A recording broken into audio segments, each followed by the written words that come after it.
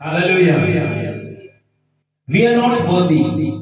हम इस विषय में बात कर रहे थे, हम लोग योग्य नहीं हैं। जल्दी से वचन में चलते हैं। पहला पत्रस उसका 2:10 बाइबल में हमें बहुत सारी बातें सुनने को मिलती हैं। बहुत सारे पास्टर्स अलग अलग तरह से बात करते हैं, लेकिन मैं आपसे कुछ अलग बात करना चाहता हूं कि हम लोग योग्य नहीं हैं। मैं फिर कहना चाहता हूं, हम लोग योग्य नहीं हैं। सुनिए मेरी बात। यीशु मसीह योग्य लोगों को बुलाता नहीं है।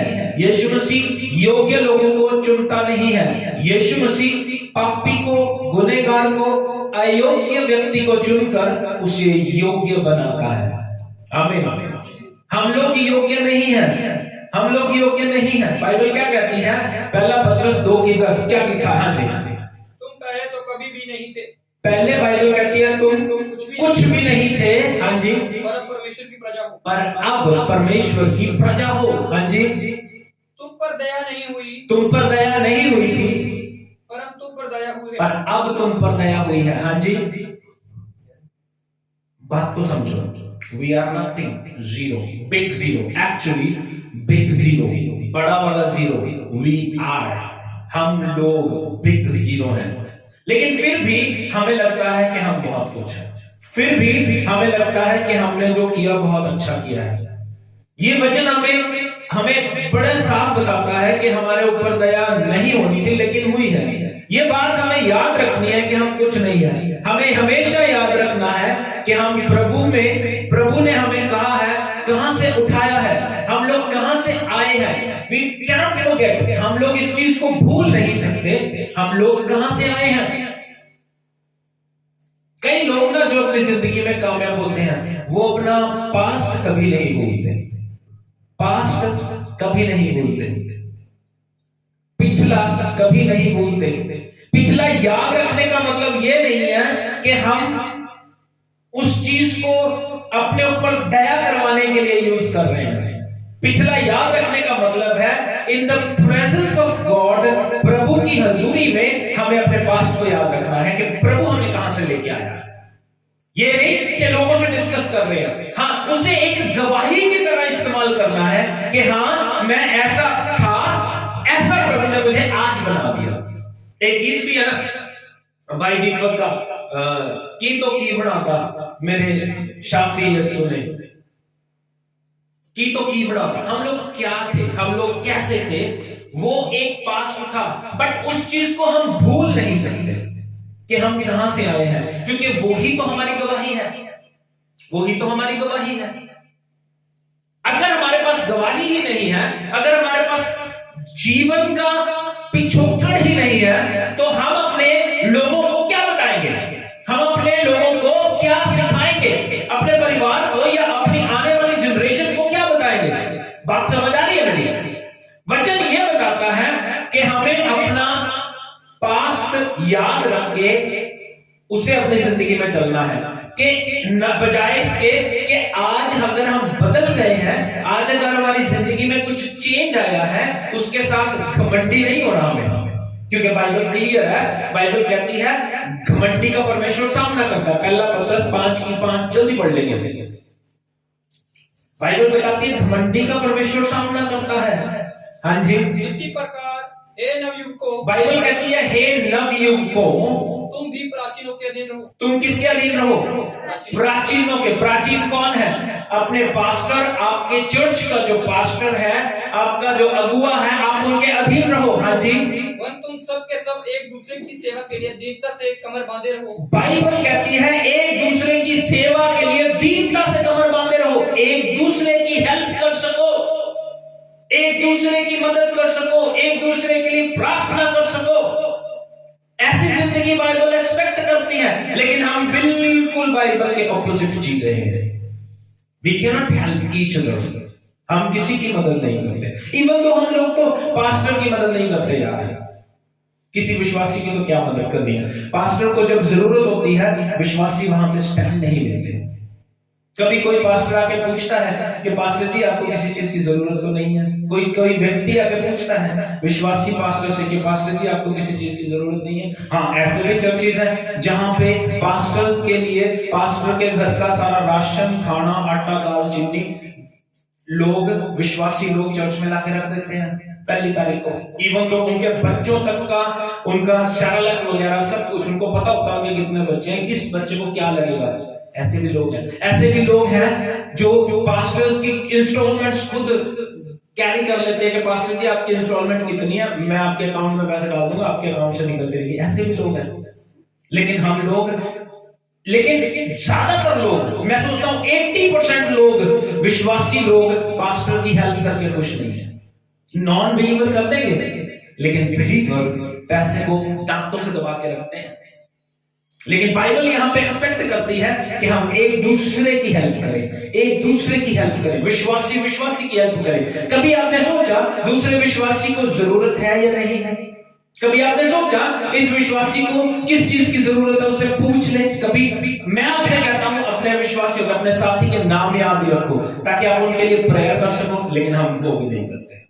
क्या कहती है बाइबल? दोबारा पढ़ेंगे। हाँ जी।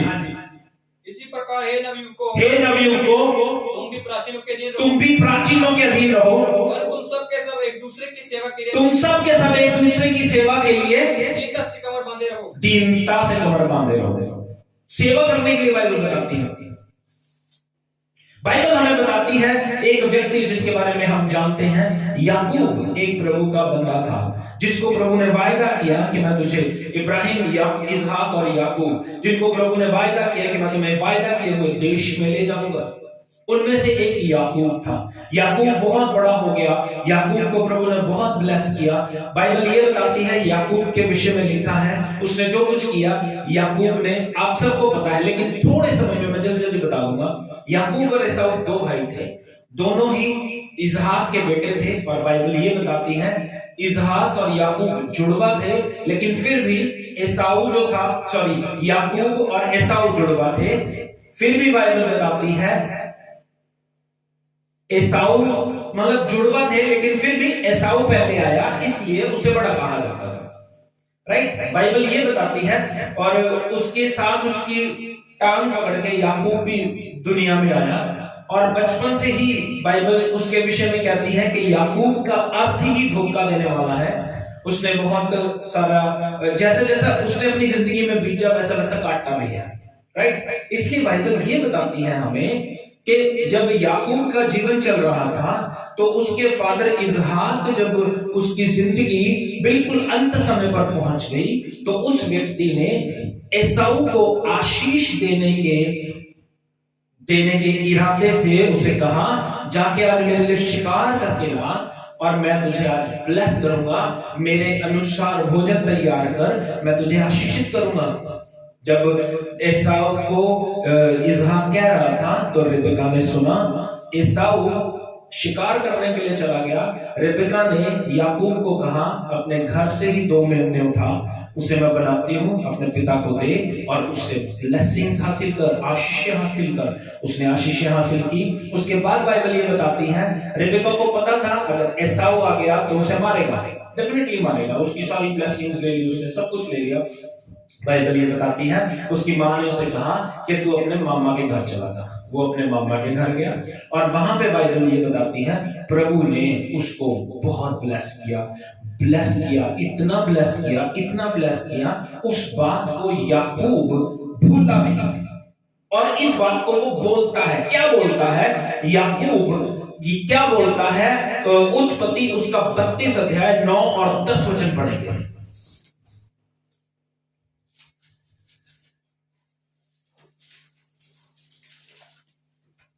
Thank you Jesus.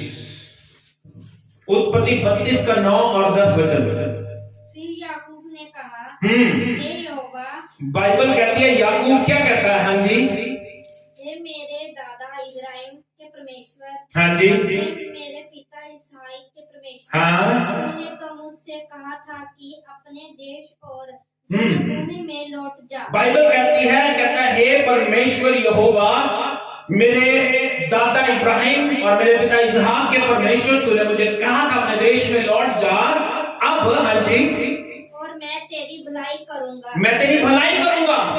तूने जो जो काम अपनी करुणा और सच्चाई से अपने दास के साथ किए हैं, तूने जो जो काम अपनी करुणा और सच्चाई से अपने दास के साथ किए हैं, कि मैं जो अपनी छड़ी ही लेकर इस यरदन नदी के पास उतर आया। मैं सिर्फ एक छड़ी लेकर इस यरदन नदी के पार उतर के आया था। एक छड़ी के सहारे, एक छड़ी लेकर, एक डंडा लेकर मैं इस यरदन नदी के पार आया। और अब मेरे दो दल हो गए। आज मेरे पास दो दल हैं। हाँ जी, मेरे ऐसे ऐसे कामों में से एक के भी योग्य तो नहीं हूँ। जितने काम तूने प्रभु मेरे लिए किए हैं, जो जो काम प्रभु, जो जो ब्लेसिंग्स प्रभु तूने मुझे दे दी है, उनमें से एक के भी लायक मैं नहीं हूं। Always remember your past. ये नहीं कि आज प्रभु ने, याकूब की जिंदगी को देखो, याकूब को प्रभु ने इतना ब्लेस किया, एक छड़ी लेके आया था, आज उसकी औलाद है, 12 बच्चे हैं, 14 बच्चे हैं, 12 लड़के, 2 लड़कियां, उसके बाद उसका परिवार, उसके बाद उसके नौकर चाकर, भेड़ बकरियां, इतना कुछ परमेश्वर ने दिया। और बाइबल ये उससे एक्सपेक्ट करेगी कि उसको प्रभु ने ब्लेस किया है, आज वो घमंडी हो जाएगा? नो। प्रभु हमें आशीषित करता है, इसलिए नहीं कि हम घमंडी हों, इसलिए आशीषित करता है कि हम अपने जीवन को अच्छी रीति से निर्वाह कर सके, अपने जीवन को अच्छी रीति से जी सके। हम जहां से आए हैं, हमेशा याद रखना, हमारा परमेश्वर वो जिंदा परमेश्वर है। जहां से वो हमें लेके आया है, वापस वहां पे ले जाने की भी ताकत रखता है।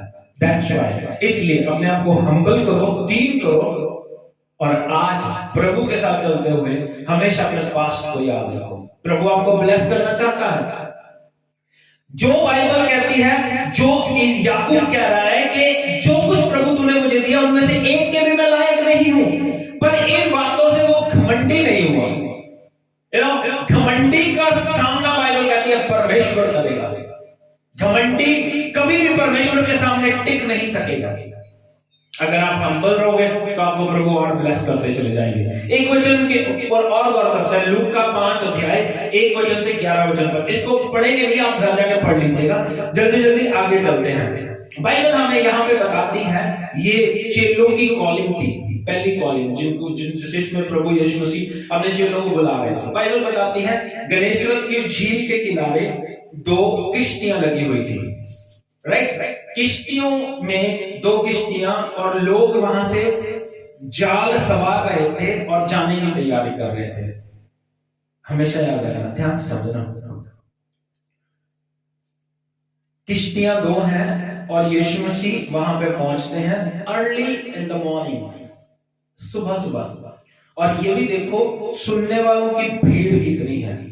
यीशु मसीह को कहना पड़ा कि यार किश्ती किनारे से हटाओ। पतरस की किश्ती पे यीशु मसीह चढ़े, उन्होंने वचन सुनाया, उन्होंने बातें की, उन्होंने वचन से बातें की, और उसके बाद पतरस को कहते हैं अब गहरे में ले चल।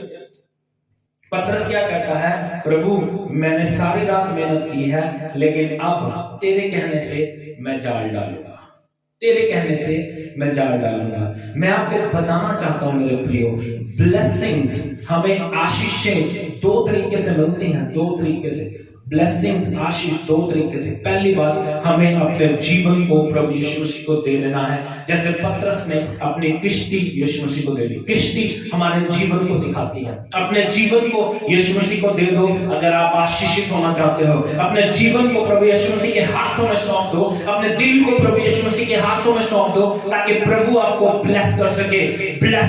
दूसरी बात, ओबे गॉड्स वर्ड, हमेशा आज्ञाकारी रहो। पतरस ने नहीं कहा प्रभु आपको ये ज्ञान नहीं है कि मछली कैसे पकड़नी है, आपको ये ज्ञान है कि वचन कैसे सुनाना है। मछली पकड़ने का एक्सपीरियंस मुझे है, मैंने सारी रात मेहनत की है, मुझे मछली नहीं मिली, अब कैसे मिलेगी? वो ऐसे नहीं कहता, लेकिन कहता है प्रभु आपके कहने के अनुसार मैं जाल डालूंगा। और बाइबल ये बताती है when he obeyed, जब उसने आज्ञा को माना, तो बाइबल बताती है जाल डाला, वहीं से जहां से सारी रात एक मछली नहीं पकड़ी, बाइबल बताती है वहां से इतनी मछलियां घेर लाए कि उनके जाल फटने लगे, उनकी किश्तियां डूबने लगी, उसके साथ साथ उसके दोस्त, उसके भाई भी उसके साथ संगी हुए और उस आशीषों को हासिल कर पाए।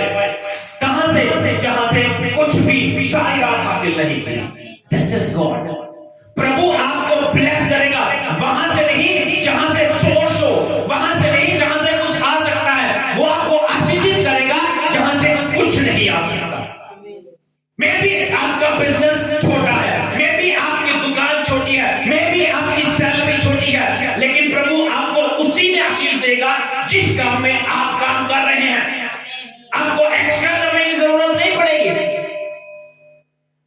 आपको एक्स्ट्रा करने की जरूरत नहीं पड़ेगी। जो आप कमा रहे हो उसी में ब्लेस करेगा प्रभु। मैं आपको बताता हूं, इसहाक के विषय में लिखा है, अगर आप उत्पत्ति की किताब पढ़ेंगे, इसहाक के विषय में लिखा है, उसने पहला जोता बोया। क्या किया? पहला जोता बोया, खेत बोया पहला।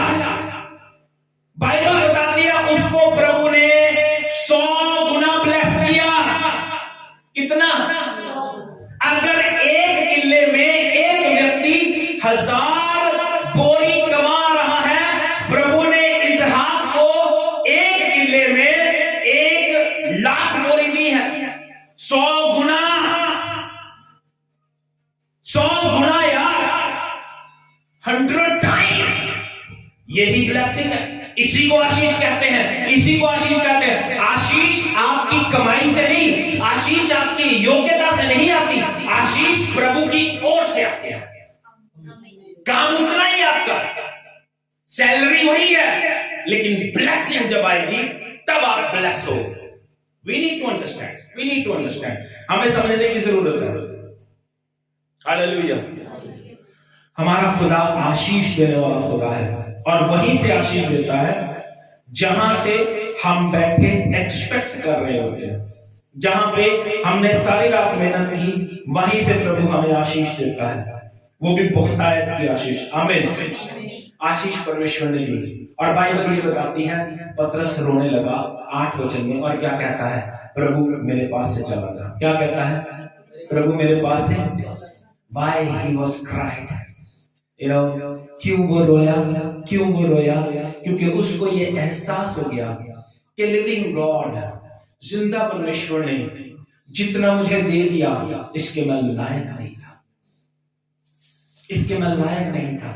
मैं वही खड़ा हूं जहां पे मैं जाल लपेट के अपने घर जा रहा था, जहां पे मैं जाल लपेट के अपने घर जा रहा था, वहीं पे प्रभु मुझे कहता, यहीं पे मैं तुझे आशीष दूंगा, यहीं से मैं तुझे ब्लेस करूंगा, और इतना दे दिया, मैं इसके लायक नहीं था। इसलिए वो रोने लग गया। कहता, प्रभु मेरे पास से चला जा, क्योंकि मैं एक पापी मनुष्य हूं, मैं एक पापी मनुष्य हूं। प्रभु तूने मुझ पर दया कर दी, प्रभु तूने मुझे ब्लेस कर दिया, इतना ब्लेस कर दिया, अबंडेंटली ब्लेस कर दिया, इतना ब्लेस कर दिया कि मेरे भाई बंधु भी मेरी आशीष के साझी हो गए हैं। और वो रोने लग गया। रोने का एक ही कारण था, क्योंकि उसको ये एहसास था, जितना मुझे मिल गया मैं इसके लायक नहीं हूं। मेरे प्रियो, आज हमें जितना मिला है, we are not worthy, हम इसके लायक नहीं थे, हम इसके लायक नहीं थे, बट गॉड गेव अस। प्रभु ने हमें दिया है, प्रभु ने हमें ये दिया है। इसलिए दिया है क्योंकि वो दया से भरा हुआ है, इसलिए दिया है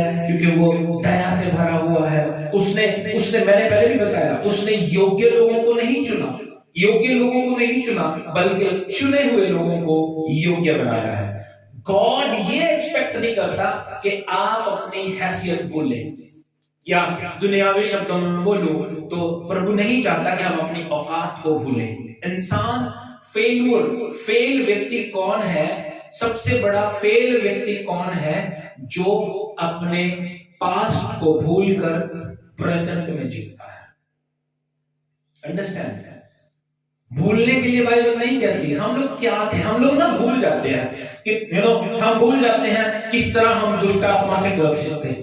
दुष्ट आत्मा ने हमारा जुलूस निकाल रखा था, दुष्ट आत्मा ने हमारे घर को बर्बाद कर रखा था, लेकिन प्रभु ने छुटकारा दे दिया, प्रभु ने ब्लेस कर दिया। उसके बाद हम भूल गए, उसके बाद हम भूल गए। आज हम भूल जाते हैं। आज प्रभु की हज़ूरी में आना हमें अच्छा नहीं लगता, लेकिन दोबारा शैतान तंग करेगा, फिर हम प्रभु के पास आएंगे, फिर छुटकारा शायद ना हो, फिर छुटकारा शायद ना हो। इसलिए हमें भूलना नहीं है कि हम आए कहां से हैं। हमारी गवाही हमेशा हमारे साथ बनी रहे, हमारी गवाही हमेशा हमारे साथ बनी रहे। गवाही क्यों बनी रहनी चाहिए पता है? अगर हम वचन नहीं सुना सकते ना किसी को, एटलीस्ट अपनी गवाही सुना सकते हैं। अब वचन है क्या, मैं आपको बताता हूं वचन क्या है। ये जो वचन है, ये वचन क्या है? ये किसी की जिंदगी तो है। आज हमने याकूब की जिंदगी के बारे में देखा, वचन में लिखा है। वचन क्या है? लोगों की गड़बड़ी से भरी हुई जिंदगी, वही हमारे लिए वचन बन गया। आज हमारी जो जिंदगी थी वो दूसरे के लिए वचन बन जाता है। इसलिए हमें अपनी जो गवाही है उसको बना के रखना है, गवाही खराब नहीं करनी, क्योंकि गवाही बनाने में बड़ा टाइम लग जाता है, खराब करने में सेकंड नहीं लगता। We need to understand, हमें समझने की जरूरत है। हमें प्रभु आपको ब्लेस करना चाहता है।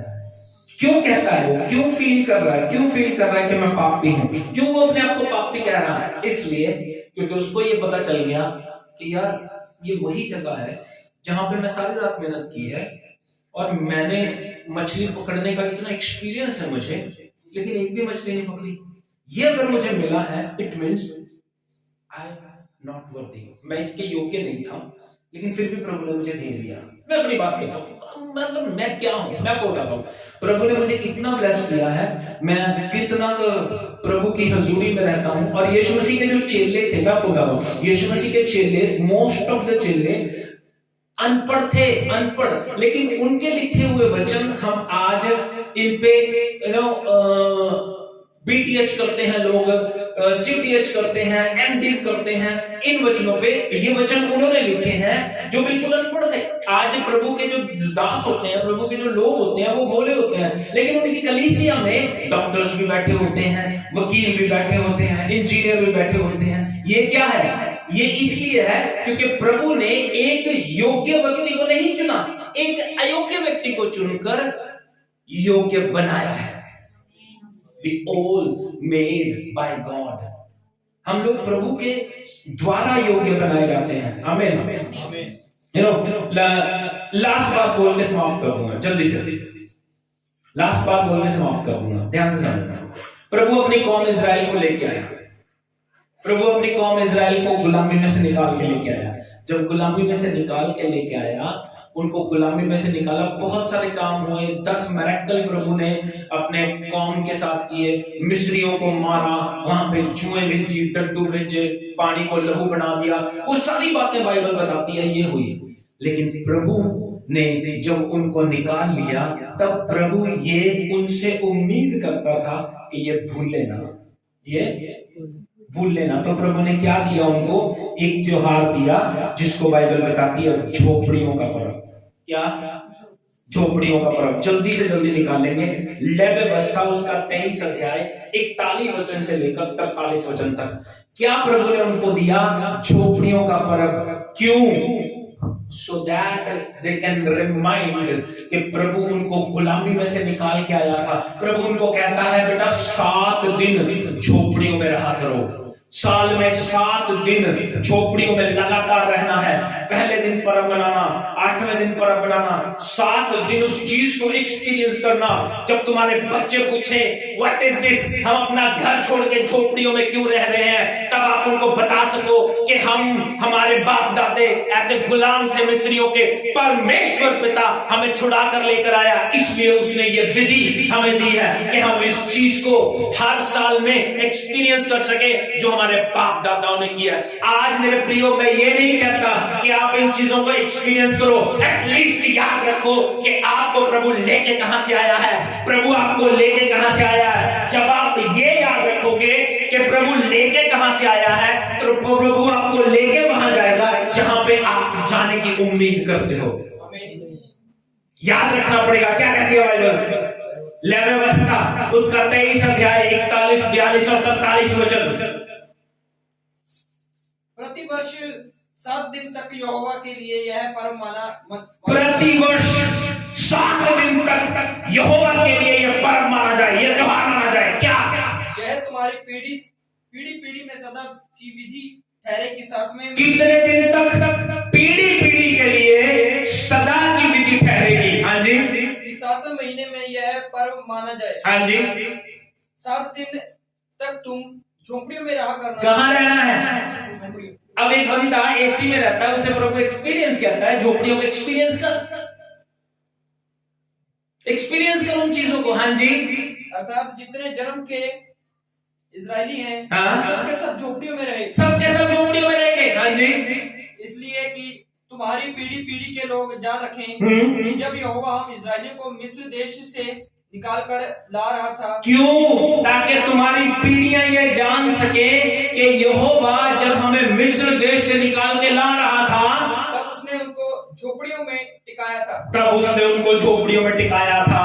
मैं तुम्हारा परमेश्वर यहोवा हूँ। मैं तुम्हारा परमेश्वर यहोवा हूँ। आमीन।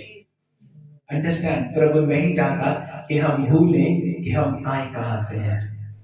हमें याद होना चाहिए कि हम वर्दी नहीं है, हम योग्य नहीं है। हमें याद होना चाहिए हम गुलाम थे। हमें याद होना चाहिए हम दुष्ट आत्मा से पीड़ित थे। हम बता सके कि मेरी जिंदगी ऐसे नाश हो रही थी, मैं कर्जे में था, मैं प्रॉब्लम में था, मेरी माँ बीमार थी, मेरा बाप बीमार था, मेरे रिश्तेदार में ये प्रॉब्लम थी। वो गवाही हमारे साथ रहनी चाहिए। प्रभु नहीं चाहता कि हम भूलें। ये हमें हमेशा प्रभु के सामने याद रखना है कि हम योग्य नहीं हैं, प्रभु ने हमें योग्य बनाया है। डोंट फॉरगेट, हम लोग वर्दी नहीं है, हम लोग योग्य नहीं है, लेकिन प्रभु ने हमें योग्य बनाया है। We need to understand. ये लाइफ आपकी है, ये जीवन आपका है। सिंपल बात है, अगर आप अपने आप को डील करोगे, God will bless you. Definitely God will bless you. पक्का प्रभु आपको ब्लेस करेंगे। इन लोगों को देखो जिनको प्रभु ने ब्लेस किया। याकूब कहता है, प्रभु एक भी काम, जितने काम तूने मेरे जीवन में कर दिए, एक के भी मैं लायक नहीं था। पतरस कहता है, प्रभु जितनी ब्लेसिंग तूने मुझे दे दी, प्रभु मैं गुनहगार व्यक्ति हूँ, मैं योग्य नहीं हूँ प्रभु से।